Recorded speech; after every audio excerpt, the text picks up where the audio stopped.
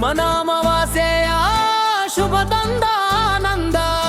ನನ್ನ ಬಾಳಿನ ಜ್ಯೋತಿ ನೀನೇ ಆರಾಧ್ಯ ದೇವನೇ, ನಿನ್ನ ನೆರಳಲ್ಲೇ ಸಾಗಲಿ ನನ್ನೀ ಜಗಕ್ಕಂತನ್ನೇ.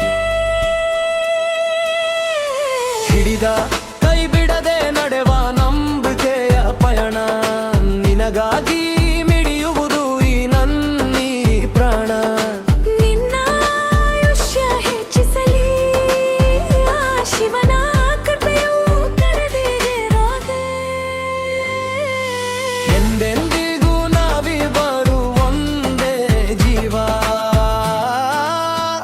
ನನ್ನೀ ದೇವಾ.